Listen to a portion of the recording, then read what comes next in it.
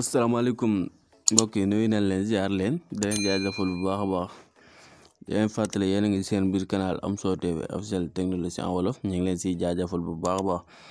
di la wax rek yow mii nii seetaan bi dee gën nga suñ seen nga abonné te nga bës cloche de notification bi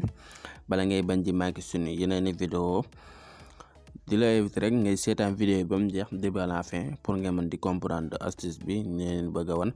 dana ñëwaat aussi beneen nouvelle application rek si beneen nouvelle astuce si application bi di calculatrice d'âge maanaam naka ngay calculer say âge sa at yi nga am sa âge naka ngay def ba calculer ko ba xam sa date anniversaire souvent ñu si bëri dañuy umpale seen date anniversaire ak jour bu ñu juddoo nag yooyu yëpp doon ko mën a xam seen date anniversaire xamante ne si ne moom weesu wala yi bëgg ñëw yooyu yëpp nan lañuy def ci application bi wala leen ko pour naka nga ngay def ba comprendre ko ak ñaata heure nga dund ak minute yooyu yëpp application bi dala koy won boo calculer say at yi nga am yëpp dafa koy mën a calculer c'est lu facile quoi. loolu nag lay ñëw bëgg leen a won présenter leen application bi dañuy dem Play Store ñu mën a télécharger application bi suñ duggee Play Store ni day ñëw ni ci barre de recherche bi. bu ñëwee si barre de recherche bi moom la bindal leen ko fii sax muy calculatrice d'âge maanaam nga bëgg a calculer say at nga cliquer si boo si cliquer application bi moo nekk nii calculatrice d'âge cliquer si ñu bàyyi mu charge wu ñëw plutôt ñu dugg si application bi boo si duggee nii lay ibbi ko vous voyez dalay wax âge yi nga am yooyu yëpp sa at yi nga am en plus sa date anniversaire yëpp daf la koy wan ak jour bi nga judd woon ak ban jour la tombé ak loolu lépp daf la koy wan ci application bi mu nekk application bu fiable la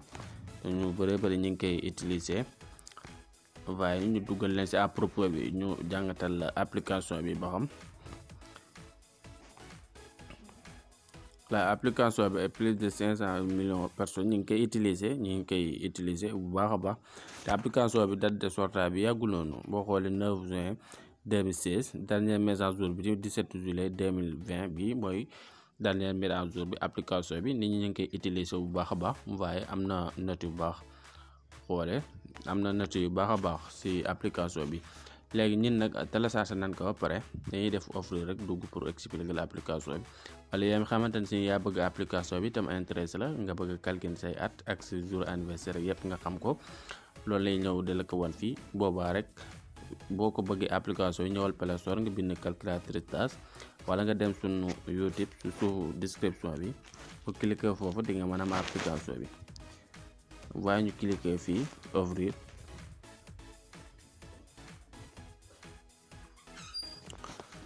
suñ defee ouvrir dañuy bàyyi ni application bu charge wu di la ibbi ko quoi voilà pour nga calculer say âge yoo loolu nag sa facile application boo ko ibbee nii lay ibbi ko premièrement da ngay ñëw fii sa ci kaw noonu par exemple bu ñu fekkonte ne yow sa date de naissance mi ngi nekk da nekk le 2 nga def 6e mois plutôt effacé waaye nga def le 5 par exemple ñu def 2003 automatiquement actuellement ni lii boo xoolee le 2 le 5 mois 2003 actuellement mi ngi tombé mardi la tombé loolu mardi boo xoolee moo nekk nii mardi la tombé loolu waaye yaa ngi gis ne mardi la tombé loolu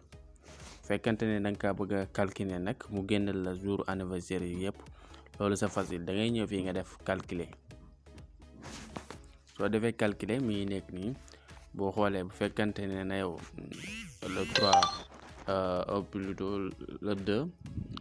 5 mois 2003 mi ngi tombé le 18 ans waaye yaa ngi am 18 ans 10 mois 3 jours 226 mois jours 0 heure yaa ngi am 483 semaines waaye yaa ngi gis waaye sa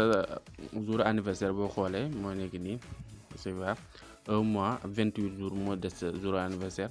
boo xoolee yaa ngi am fii nii mi ngi koy expliqué waat fii tamit taux de âge yaa ngi am 18 ans 226 mois semaine yaa ngi am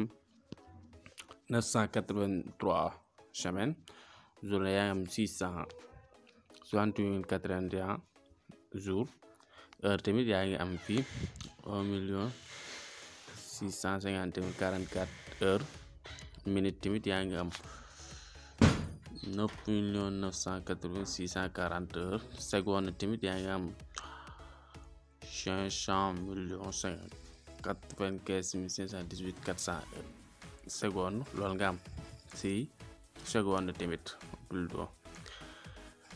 Prochain anniversaire maanaam xamante ne si fekkante ne instant bi ñu ngi si 2021 moom sa anniversaire instant bi nii man naa la 1 mois moo si des 28 jours. instant bu fekkoon 2022 samedi lay tombel moo nekk nii vous voyez. en plus bi dee 2023 jour anniversaire dimanche lay tombel. 2024 encore tamit lundi lay tombel mu nekk voyez yaa ngi koy gis noonu. léegi tamit voyez ñu xool calculer waat beneen wala fekkante da ngaa def 12 moom lu def 12 voyez ñu def 12 septième mois par exemple ñu def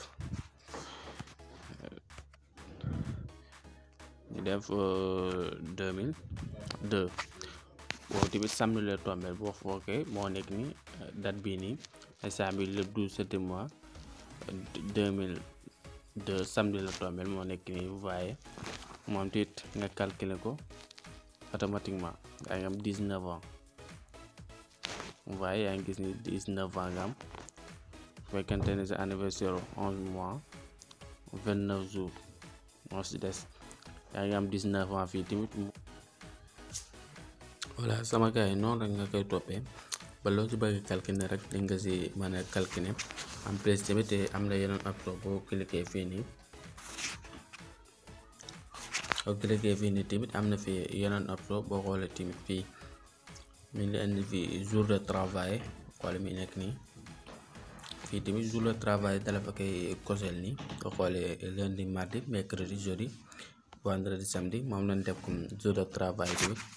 am na yeneen option yoo xamante ne si ne boo ñëwee fii dinga si maanaam yu bëri jour de anniversaire yooyu yëpp daf la koy cliquer fii quoi di la ko wax. mais vous voyez daal boo si bëggee calculer xam seen ñaata at nga am ak jour ba nga juddoon ban jour la tombeel ak heure bi yëpp ak ñaata minute nga am ak yooyu yëpp daf la koy bindal fii vous voyez te c'est facile quoi. j'espère que ne gars yi asi bi leer na loolu lañ la indiloon si canal Omzo TV officiel technologie en wolof. te wax na rek yéen seetaan bi day gën nga suñu seen nga abonné te nga bës cloche de notification bala ngay ba ji maa ngi suñu yeneen vidéo.